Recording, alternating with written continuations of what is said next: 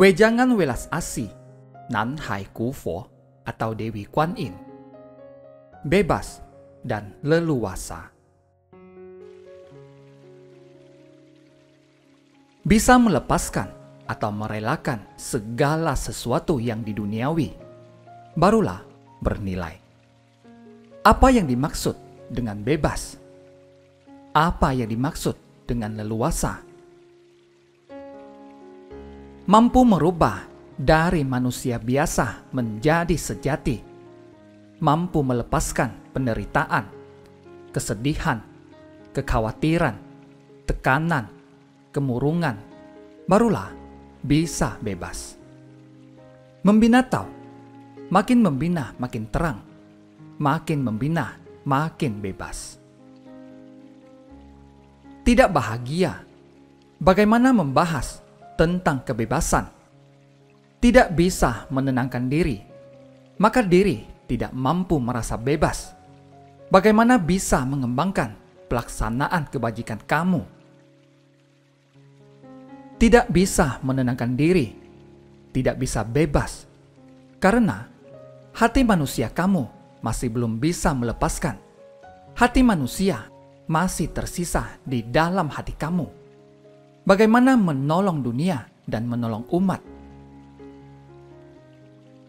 Masih hati manusia yang mengontrol diri atau mengontrol roh sejati? Bagaimana bisa menunaikan ikrar? Kebebasan yang sesungguhnya harus mampu bisa melepaskan atau merelakan semua yang di luar badan kita. Lalu kamu kembangkan dalam hati kamu. Harus benar-benar berjalan keluar. Menutup hati, bagaimana menghadapi umat? Kamu menggunakan apa untuk membantu mereka mengatasi masalah? Diri sendiri tidak dapat melepaskan diri. Bagaimana menolong dunia dan umat?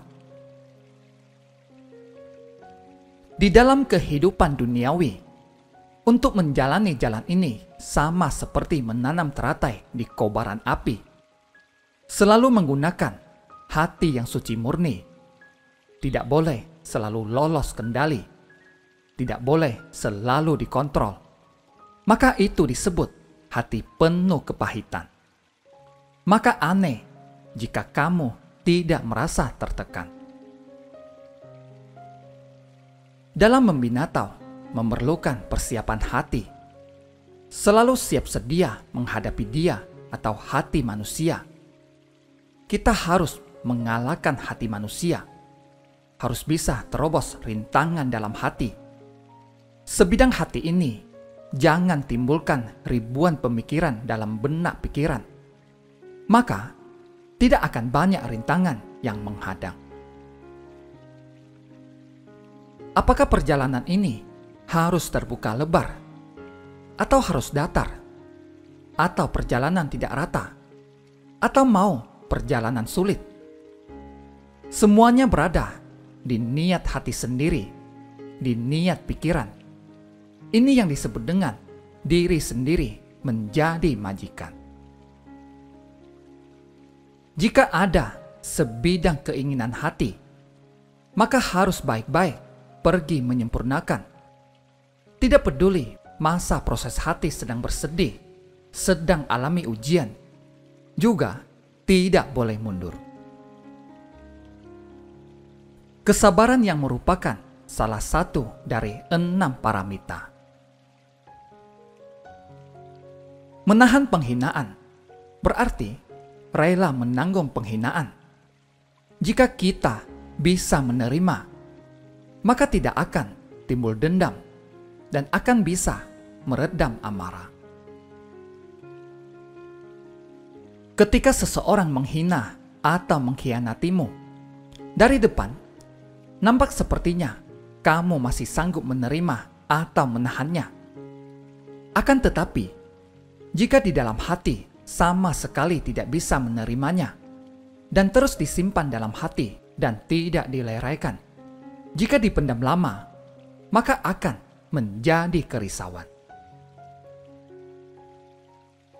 Maka kita harus belajar seperti kakek guru Buddha Maitreya yang mengabaikannya dengan senyuman, di dalam hati penuh kegembiraan, selalu tertawa dan ramah, membawa kedamaian dunia yang penuh kerisauan atau hidup optimis.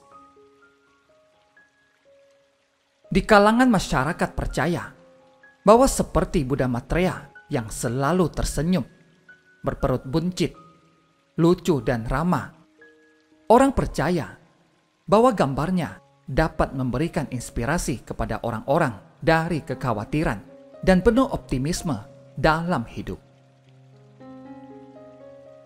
Pembinaan diri yang sanggup jiwa raga menerima penghinaan adalah tingkat pembinaan diri paling tinggi. Bagaikan menghadapi masalah yang datang, ditangani hingga masalah selesai. Hati ikut menyesuaikan kondisi, atau hati tidak terikat pada masalah dan orang. Bagaikan perahu yang berlayar, tidak meninggalkan jejak di air. Sebuah perumpamaan yang sama.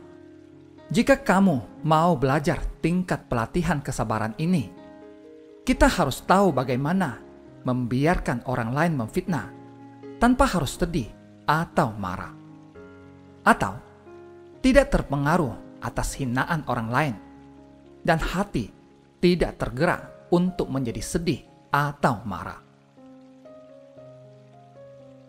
Begitu masalah datang, akan diatasi dan diselesaikan atau tidak menghindar. Jika masalah sudah diselesaikan, maka hati ikut selesai dan tidak akan terus berlarut-larut hati melekat pada permasalahan dan orang lain. Hati bagaikan lautan. Apa yang dilalui oleh masalah dan hinaan orang lain yang datang pergi, tetap tidak meninggalkan jejak. Karena begitu hatimu merasakan kesedihan, maka kamu naik emosi marah hingga sangat mudah menciptakan bencana. Karena sebuah kemarahan bisa membuat di dalam hati merasa ketidakadilan.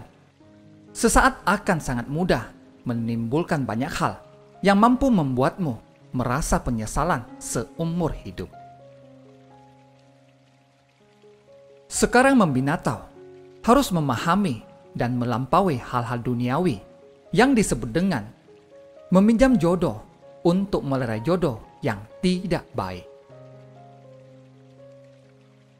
Menjumpai urusan lancar maupun kendala merupakan sebab akibat hukum karma. Jangan menyalahkan langit dan orang-orang. Bersyukur atas semua sebab jodoh, barulah sesungguhnya disebut melampaui sebab jodoh. Terima kasih, semoga bermanfaat.